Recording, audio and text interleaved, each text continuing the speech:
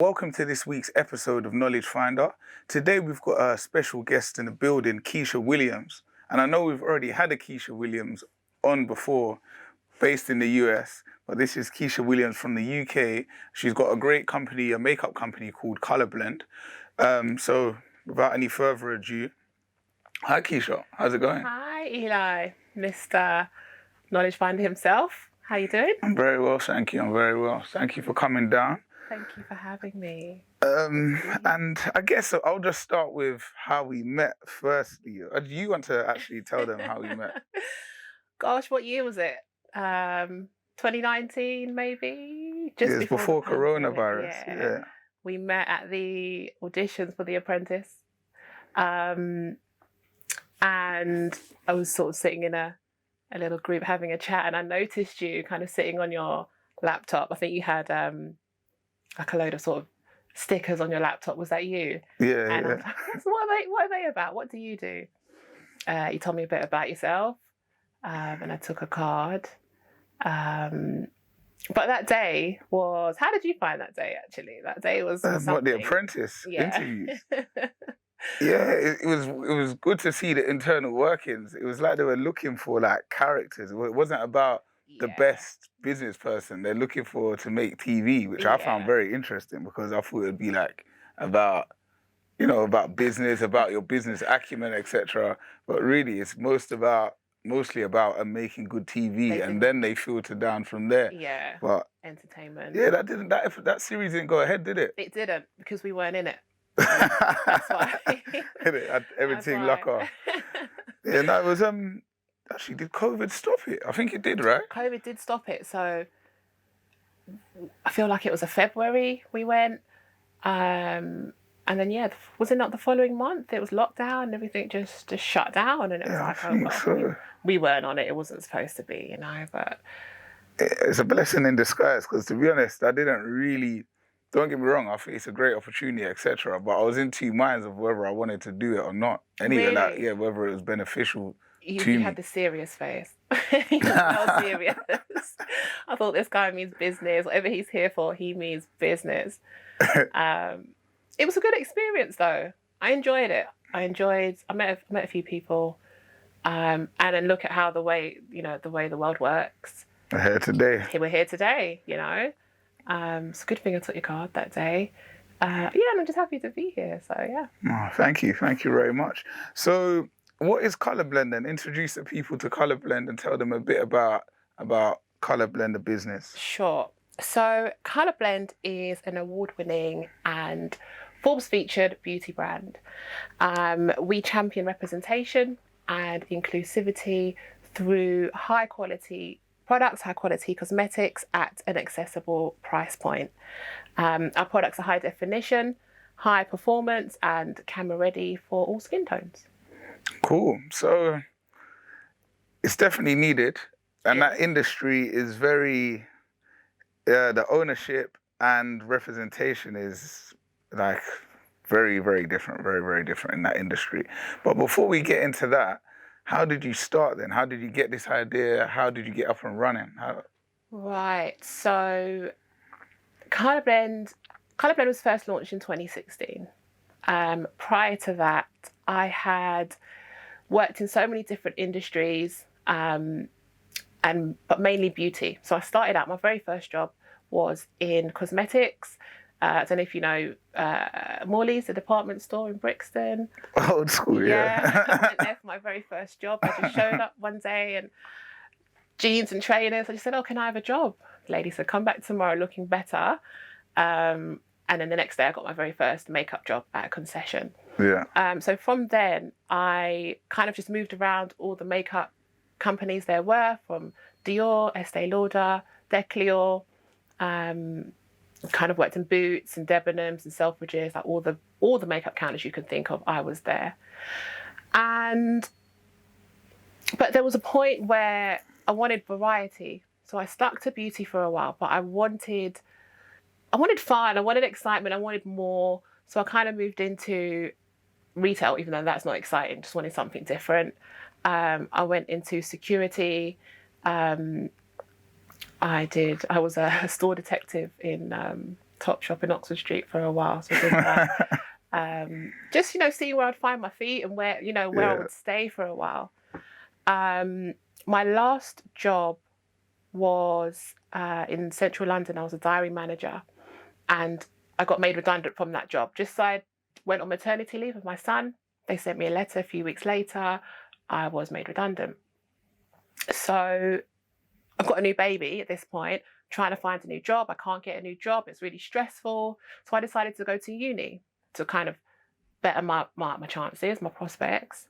Yeah. Went to uni in 2012, I think. And I took a business degree to try and open up my opportunities. But it was while I was at uni, obviously with a very small baby, it was really difficult, very challenging. And I'd be sort of running back from uni to his nursery and all of that in the evenings and bath and bed. It just became a lot. And I thought, when I graduate, am I gonna do the same thing for my graduate job and be coming back to the nursery and coming back to the school and just this rush kind of life? And I just said, I don't want to do that. I need to start a business, and I need to start it obviously in an area that I'm passionate about, which was cosmetics. Yeah. But where I would do makeup for people, I knew that I couldn't now no longer be on set with a child. So I thought, okay, if I can't do the makeup, I'm going to make the makeup. Let's just find a way to make some makeup. Yeah. So during my second year of uni, I just started looking up how to make it, factories, manufacturers, ingredients, law, legislation, all of that. So I did that alongside my studies. And then, when I graduated in 2016, that is when I'd hoped for the brand to be launched. It didn't quite go as smooth as that, but the concept of ColorBlend was born by the time I'd finished. So I knew that was the direction I wanted to go in. Okay, so you had it all in the works whilst you were at uni? Yes. Oh, yes. Wicked. That's pretty cool. I used my student finance as well to fund it and get all the bits I needed to get done and the prototypes and stuff. Uni was the catalyst of it all. I'm with you. So in terms of funding, it was just only your student finance, that's it? Oh, that's really cool. I just had to make it work, just literally had to make it work. And we obviously have a whole range now, but we started with one product, and that was a contour palette to begin with. And it wasn't great. It wasn't great, but we've come a long way from that first contour palette. So yeah. So now, what are some of your best products? What are people really into? What are they taking to? So, all of our products are they are premium products with sort of multi-use features and benefits as well. So a lot of things you can double up and use it for something else. Yeah. Our foundations do really well. We just had an event last week at the Stratford, and we had the foundations and concealers on display. Where was this? That was at the Stratford Hotel. Okay. Last Saturday, I think. And it's trickier to sell foundation online, concealer online. So it's good when it's a pop-up event where people can try it in person. Really? Our lipsticks are a really good seller. Foundation is a really good seller. Our contour palette was the first product, so people still love those. Lip glosses, we've got so much. We've got so many. Okay, wicked. So what would you say has been your biggest challenge so far then, since you started? If I'm going to be real, I've probably been my biggest challenge. I've hindered myself a lot in terms of, let's say, limiting beliefs. We know that can kind of really stop you from progressing and moving forward. So I can't really say that there's been external things that have challenged me as such, except for myself. And I think I was my own worst enemy at some points, where I'd be perhaps too afraid to do something or make a certain move or take a risk. And that was just only down to my thinking and my mindset. I put a post on Insta a few days ago, and it just said, your mindset is your currency. And had I been thinking about that back then, I probably would have progressed a lot more than I'd had at that point. But yeah, I just say overcoming my own thinking and my own limiting beliefs has been my biggest challenges. But I take active work to work on them. Oh, that's cool. I think everybody has those challenges at some point. So we all have to shake them at some stage. But for me, it's like I've always been kind of the opposite, and that also has its own challenges. You know what I mean? Because you believe in your ability to do something in your head, you think, yeah, I can definitely do it, but you might not have put in the groundwork yet or something like that. So I guess you've got to find your balance, but definitely you have to believe in yourself to make things happen. And when you do, you can, like, if you've got the skills and the belief at the same time, and even if you haven't got the skills and you're just willing to learn and put the work in, that takes you very, very far. Absolutely. So yeah, what I did want to ask you next was, how do you find the industry in general? The makeup industry, how do you find it being a black woman with a new product trying to make it, basically? The makeup industry itself is saturated. We know it's saturated. But I just believe that there's still room for all, regardless of saturation. You know, in the same way that there are 10 different types of loaves of bread and, you know, toilet roll, and they all can exist peacefully alongside each other, is the same way that I feel about ColorBlend in the market as well. You know, it's just graft all the time, isn't it? It's just, even though you have these major brands, it's just not being put off by competition, and just doing what you do in a unique way.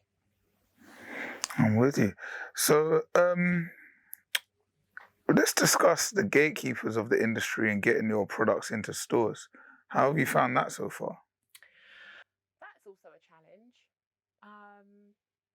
Our products are as good as, if not better, than some of these leading brands out there. And it's really, it is difficult to communicate that sometimes with buyers. So I have to speak to beauty buyers of certain department stores. I get a lot of knockbacks, a lot of setbacks, but I don't let that put me off, because I know the quality of the product. I know the customers love the product. It's a good product. So when they are ready even just stopping there for a moment, sometimes it's not about waiting for these gatekeepers to open the gate as well, but making a way for yourself. So while I'm trying to get the brand into department stores, there are other things that we're doing to create awareness for the brand and create selling opportunities and make it accessible for consumers to find us, to come and get us. But yeah, you know, sometimes it's not what you know, it's who you know as well. So I'll be expanding my network, you know, trying to know the right people, get into the right doors. It's just a matter of time. I just believe it's a matter of time.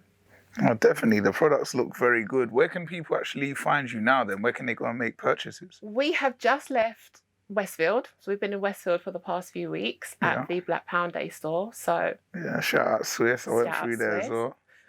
Yeah. So that was obviously a place people could go and buy. We are also found on the Black Pound Day website.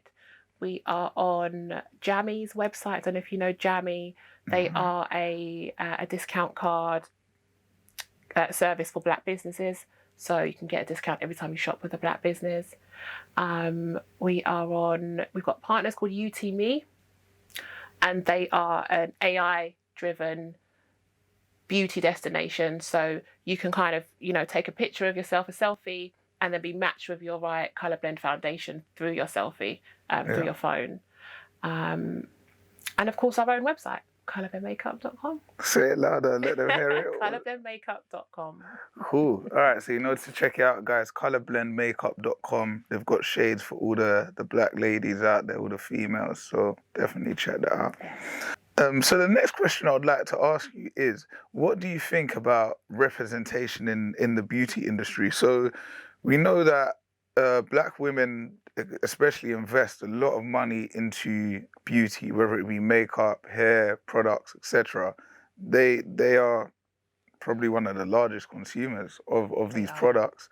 And to my knowledge, there's not that much ownership in terms of, like, you see packs all over London that everybody probably knows, those kind of stores. But they're not black owned, firstly. Why is that? You're right. Black women are the biggest consumers. We spend 3 times as much on beauty products than any of our counterparts. And it's a shame that we are still so underrepresented. And that's why ColorBlend exists as well, to make women feel seen and heard.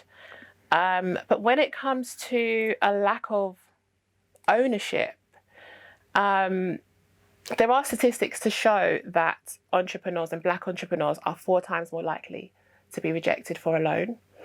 The pandemic as well hit black businesses the hardest. And interest rates as well are higher for black women or black owned businesses. So we're the least funded business group. And I feel like these are enough to hinder kind of any black woman or black entrepreneur trying to get up there or trying to be a CEO. Yeah, let's get back onto the topic of ownership within the industry. So we all know companies like we said, the Paxes, they're not owned by black people. Firstly, why do you think that is? I think probably in the first instance there's a racial wealth gap. So we know that Pax are owned by Asians, and the majority of the beauty supply stores, cosmetic stores, are owned by Asians, and I think that's because of the racial wealth gap. But just to go over what I said before, that a black entrepreneur is 4 times more likely to be rejected for a business loan. Black businesses were hardest hit in the pandemic. There are higher interest rates for black entrepreneurs.